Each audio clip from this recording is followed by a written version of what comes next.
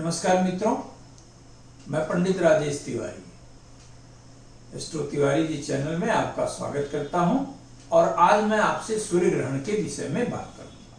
सबसे पहले मैं सूर्य ग्रहण के विषय में बता दूं कि ग्रहण के वैज्ञानिक परिभाषा, उसकी वैदिक परिभाषा को मैं पीछे एपिसोड में बता चुका हूं। फिर भी आपके पुनर्स्मरण के लिए मैं तुरंत जो है उसको बहुत जल्दी से बता दूं कि ग्रहण का मतलब ही होता है बाधा।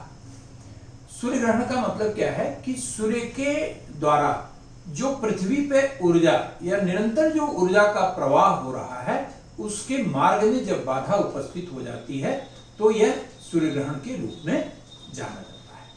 इस बार 21 जून को सूर्य ग्रहण का प्रारंभ होगा। 21 जून दिन रविवार को सूर्य ग्रहण लगेगा। सूर्य ग्रहण की प्रारंभ की स्थिति, उसके मध्य की स्थिति, उसके मोक्ष की स्थिति, ये आप पहले जान लीजिए।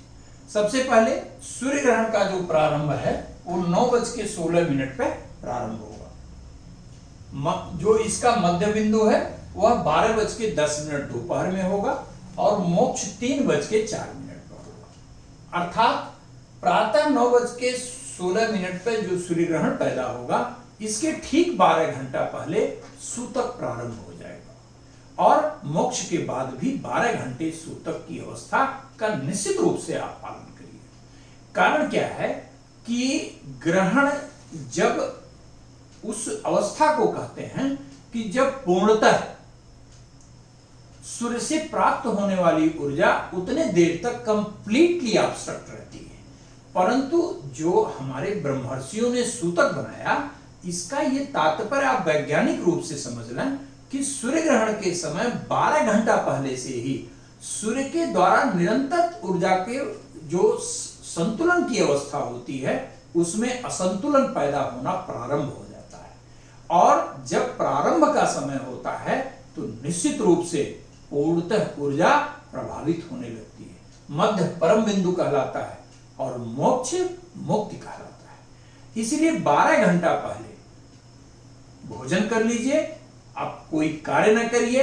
ये निश्चित रूप से आप अपने उस दिन की दिनचर्या में निश्चित रूप से शामिल करिए। खाने पीने का जहां तक प्रश्न है बिल्कुल भोजन मत करिए, क्योंकि उस समय आप जानते हैं कि मनुष्य से लेकर संपूर्ण चराचर की आत्मा ही सूर्य है। यदि सूर्य से निरंतर प्राप्त होने वाली ऊर्जा में क्षय है तो भोजन निश्चित रूप से आपको ऊर्जा न देके नकारात्मकता पैदा करेगा। वह आपको तत्काल नहीं महसूस होगा, लेकिन एक निरंतर, जैसे मान लीजिए कि भोजन का एक अपना एक जैसे डिफाइंड है कि हाँ सूर्य से ये ऊर्जा मिलनी है, अमुक ग्रह से ये ऊर्जा मिलनी है, तो निश्चित रूप से उस ऊर्जा में जब क्षय होगा तो भोजन नकारात्मकता ही देगा। कहीं से उससे पौष्टिकता का कोई प्रश्न नहीं है। परंतु वृद्ध हुए आप, बालक हैं या कोई रोगी है तो उसमें ये जो है सूतक को एडॉप्ट करने की कोई आवश्यकता आपको नहीं है। यह ध्यान रखें, मोक्ष के बाद घर में अगर जल एकत्रित है तो उसे निश्चित रूप से प्रवाहित करना। यदि संभव हो पाए तो संपूर्ण घर को गंगा जल से धोते हैं, ठीक। और यदि बहुत अपरिहार्य हो तो भोजन करने के पहले या जल में आप तुलसी जी जरूर डालते, ये ध्यान रखिए। अब सबसे ज्यादा जो चिंता लोगों को है वो ये है कि इस बार का सूर्य ग्रहण मेरे राशि पे प्रभाव क्या देगा, इसलिए बहुत जल्दी से मैं आपको बता दूं। मिथुन राशि में, ये बात आप हमेशा याद रखिएगा, जब कभी भी सूर्य ग्रहण मिथुन राशि में हो तो इसे चूड़ामणि नामक ग्रहण कहा जाता है, ठीक है। इस बार का जो सूर्य ग्रहण है वो मिथुन राशि में है, सूर्य की युति केतु के साथ हो रही है। तो निश्चित रूप से आप ये जाना है कि आपकी राशि पे प्रभाव क्या पड़ेगा, क्योंकि इस चीज को यदि आप जाने रहेंगे तो निश्चित रूप से आप सजग रहेंगे। तो सबसे पहले मैं शुरू करता हूं मेष राशि। आपकी राशि मेष से ग्रहण तृतीय भाव अर्थात पराक्रम के घर में ग्रहण लगेगा, जिसके कारण आपके शारीरिक रूप से थोड़ा आपको कष्ट हो सकता है, आपके कार्य में बाधा पैदा हो सकती है, भाइयों से विवाद की स्थिति बन सकती है। जिनका वृष राशि है उनके लिए भी धन नाश की सूचना देता है, यानी धन क्षय की सूचना देता है, पारिवारिक अमंगल की सूचना देता है।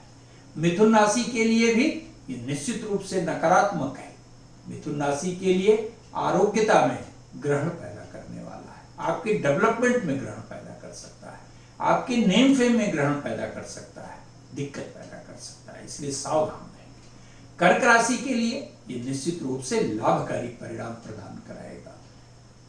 जहां ये धन लाभ की स्थिति पैदा करेगा, वहीं पर आपके जो बिगड़े संबंध हैं वो निश्चित रूप से बेहतर कहे जाएंगे। सिंह राशि के लिए भी नकारात्मक सूचना देता है। सिंह राशि का अधिपति ही सूर्य है, और जब सूर्य नामक ग्रह से प्राप्त होने वाली ऊर्जा ही अपेक्षित मात्रा में नहीं होगी, तो निश्चित रूप से यह पीरियड, यह समय, यह ग्रहण का आपके लिए कल्याणकारी परिणाम नहीं देगा। विशेष रूप से आप अपने आरोग्यता, स्वस्थता पर ध्यान रखेंगे। सिंह राशि के बाद कन्या राशि। कन्या राशि के लिए निश्चित रूप से यह अच्छा समय नहीं कहा जाएगा।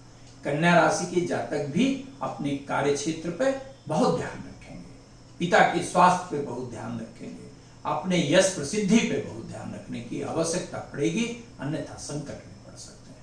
तुला राशि के लोग अत्यंत कल्याणकारी परिणाम प्राप्त करेंगे। रुके हुए कार्य होंगे आपके, अचानक धन लाभ की स्थिति आपकी बनेगी। वृश्चिक राशि के लिए भी ये अमंगलकारी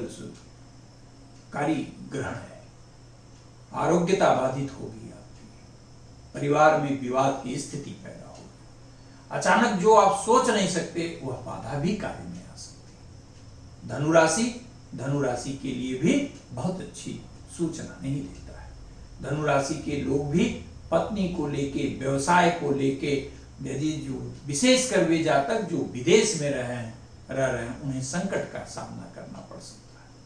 मकर राशि के लिए भी ये कल्याणकारी सूचना नहीं दे रहा है, अर्थात मकर राशि के लोग भी निश्चित रूप से बाधित होंगे। शारीरिक, मानसिक, आर्थिक रूप से उन्हें क्षय की स्थिति देखनी पड़ सकती है। कुंभ राशि के लिए अत्यंत कल्याणकारी परिणाम प्रदान कराने वाला कहा जाए, आपके लिए बेहद सुखद स्थिति बनाएगा, नए कार्य के अवसर देगा, आर्थिक लाभ देगा, बहुत सारे, अर्थात प्रत्येक प्रकार के कार्य में सफलता को सुनिश्चित करने का प्रयास करेगा। मीन राशि के लोग भी अत्यंत लाभकारी परिणाम इस ग्रहण से प्राप्त करेंगे। हर क्षेत्र में आपको बेहद अच्छा फल प्राप्त होगा। तो तात्पर्य है कि ये जो ग्रहण चल रहा है, व्यक्तिगत रूप से आप इसे ऐसा न लें कि ये दीर्घकालिक कोई नहीं है। ये ग्रहण का प्रभाव तभी तक है जब तक कि जो रिक्वायर्ड एनर्जी है आपको, जब तक वो पूरी नहीं होती है, तभी तक होता है। अल्पकालिक है, ये दीर्घकालिक नहीं है। ये ऐसा नहीं है कि आपके अच्छे योग चल रहे हैं तो ग्रहण हो गया तो अब नकारात्मक हो जाएगा, या आप अच्छी गोचरी अवस्था में हैं तो नकारात्मक हो जाएगा, या आप किसी राजयोग से गुजर रहे हैं तो नकारात्मक हो जाएगा। ऐसा बिल्कुल नहीं सोचना है आपको, ये अल्पकालिक है। इसलिए सावधानी रखें। सावधानी रखने पे आपकी नकारात्मकता वैसे ही न्यूनता को प्राप्त हो जाएगी। धन्यवाद।